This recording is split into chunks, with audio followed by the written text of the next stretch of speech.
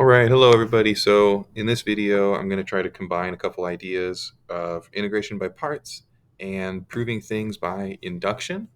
And I'll talk about one spot that tripped me up and how you can deal with it.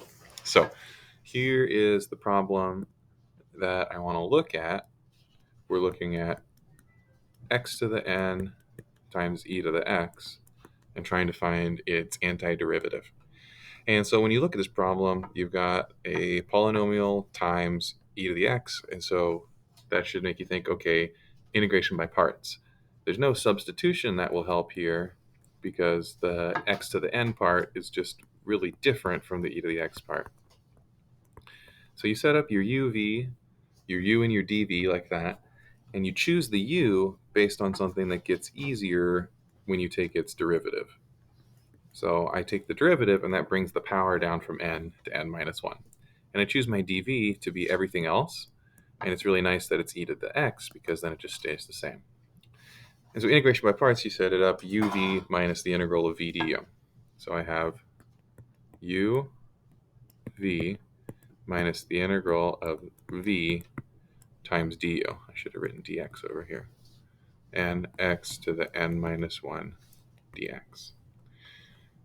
So what we've done is we've reduced the power by 1. So let's try it again. Same idea, u and x to the n minus 1 dv will be everything else, e to the x dx. Du then becomes n times n minus 1 x to the n minus 2 dx, and v is again equal to e to the x. So now we have x to the n, e to the x, minus, because we're subtracting this integral here, so minus uv, nx to the n minus 1 e to the x, double minus the integral of v du. So I wrote a plus because, remember, we're subtracting the entire integration by parts. So we're subtracting uv minus v du. And so that's why that became a plus right there, just distributing the negative through.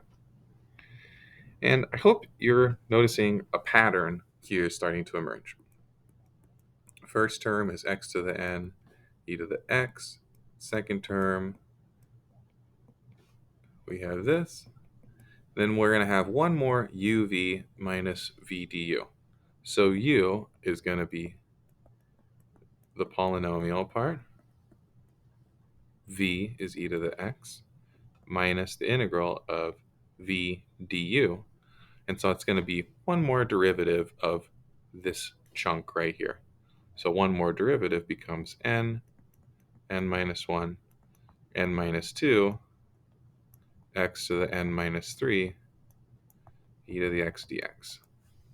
So I hope you can see how this pattern continues, where every single time the power of x is decreasing by 1, and there is this almost factorial piece out in front of it, and e to the x is surviving and is latched onto every term there. So eventually what we're going to have, and there's one other piece, it switches from positive to negative because of how the integration by parts has a subtraction in it. So what I want to try to write out is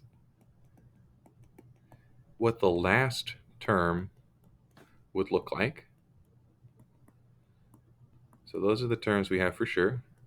And then we'll have some terms in the middle. And then the last term is going to be, we won't have any more x's. So x to the n minus n. And so that means you're going to have all of the n factorial pieces right here. You won't have x anymore, and you'll have e to the x. But there's one other piece going on, which is that it flip-flops. It flip-flops from positive to negative, from positive to negative, from positive to negative. So we'll have negative 1 raised to the n. Okay? And the negative 1 raised to the n works for flip-flopping, because when n is an even number, it's positive. When n is an odd number, it's negative there. Okay, so as it goes right there. and go from negative to positive to negative to positive. So I could actually express this as a sum. So what we have is the sum, and there's two different ways to do this. And what I messed up on the first time I tried to do this proof is I read the terms from left to right in my summation. And so I'll show you how I write that, and then I'll explain why that runs into some trouble with the induction. So this is the first way that I thought about writing it, because I always just think, okay, from left to right, how can we get them? So I'm noticing that we have our -1 that is flip-flopping back and forth, -1 to the k, and I'm noticing that it starts at n and then goes down by k every time, and that there is an n factorial that starts and gets canceled out. So when you look at, for example, the n-2 term, everything from n-2 on down is canceled out of this factorial. So you can write it like this: n factorial over n minus k factorial, like that. And then the only other piece is e to the x. Did I get everything in there? Yeah. So this is looking at it from left to right, where I started with the first term being k equals 0, and then the last term being k equals n. And you should look for yourself, does that match up with everything that I wrote down? And it does, especially if you remember that 0 factorial is equal to 1. But the hard thing is, I'm going to do an induction proof in a second. And the hard thing is, if I try to add the n plus 1th term on this, then I'm going to be subtracting more than I have. I'm going to be looking at a term that comes over here. That would be the n plus 1th term, because I remember I wrote the sum going from left to right. And so adding a term that's right here is not really what's going to happen in induction. I actually want to add a term that's over here at the beginning. So one way to do that, which would be kind of weird, is to rewrite my summation starting at k equals -1, and then realizing that that still means n plus 1 terms. Another way to do it is to rewrite my sum reading from right to left. So let's try to rewrite that, and I want you to try to convince yourself that this actually ends up being the same thing, k equals 0 to n. Here, we want this term to be k equals 0. So I'm going to write it as n minus k. Then my x term is gone, so I want that to be x to the k. My n factorial is still there, but now it's divided by k factorial, and I still have e to the x. The thing that's a little tricky, perhaps very tricky, is that these two things are exactly the same. Those two summations are exactly the same. So what I'm going to do is pause for a second, copy this down, clear the screen, and then do the induction proof.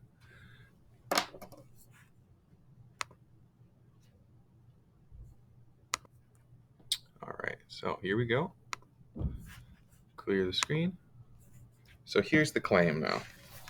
The claim is that our original integral, x to the n e to the x dx, is equal to the sum from k equals 0 to n of -1 to the n minus k, x to the k, e to the x, oops, almost lost it, n factorial over k factorial.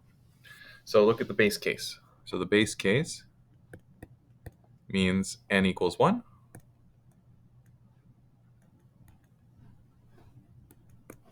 If we look at n equals 1, we'll take the integral of x e to the x dx. That's going to be one more integration by parts. So u equals x, v equals e to the x, because that's the antiderivative of dv here. minus the integral of v du. And so that becomes just x e to the x minus e to the x, which you can write in this summation notation right here. We have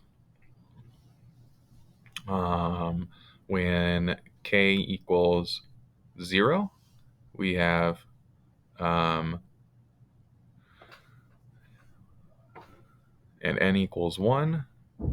So let's write that out. When k equals 0 and n equals 1, we have negative 1 to the 1 minus 0, x to the 0, e to the x, 1 factorial over 0 factorial, plus when k equals 1, negative 1 to the 1 minus 1, x to the 1, e to the x, 1 factorial over 1 factorial.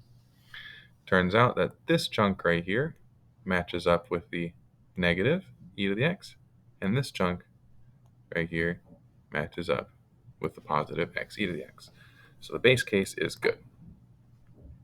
The second step is to assume the induction hypothesis. So I am going to assume that this statement here is true. And then the third step is to consider the n plus 1th term. So consider the integral of x to the n plus 1 e to the x dx. Let's set our u and dv like we've done a bunch of times in this video. So that's going to equal u v minus the integral of v du. So n plus 1 x to the n e to the x dx. If we take the n plus 1 out in front of the integral, which we can because it's a constant, then we have our induction hypothesis. So we can substitute it out for the sigma notation. So x to the n plus 1 e to the x minus n plus 1 times this whole sum.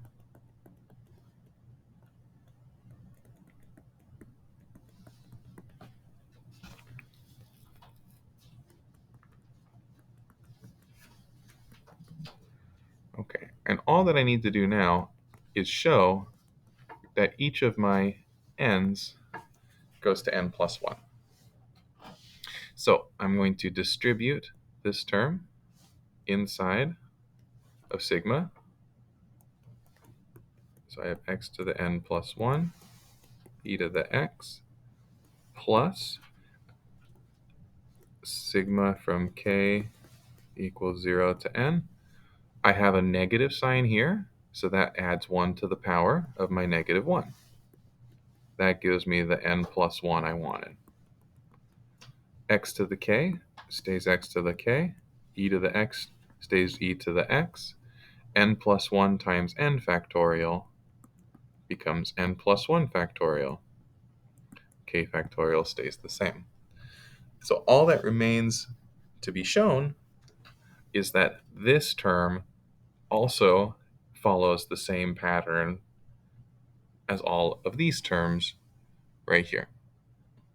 And so what I need to show is that if I have, if k equals n plus 1, that all this works out. So let's check it here. Here's k, here's n plus 1, so that part checks. Here's e to the x, here's e to the x, that part checks.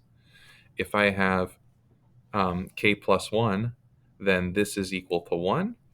And if I have k plus 1 here, then I have n plus 1 minus n plus 1, which is positive 1 right here. And so this term can be absorbed in to this as the sigma from k equals 0 to n plus 1, negative 1 to the n plus 1 minus k, x to the k, e to the x, n plus 1 factorial over k factorial. So this would allow you to, for example, write out what the antiderivative of x to the 17th e to the x dx is. And by the way, I was playing around with an integral calculator online, and it could only compute this up to x to the 8th.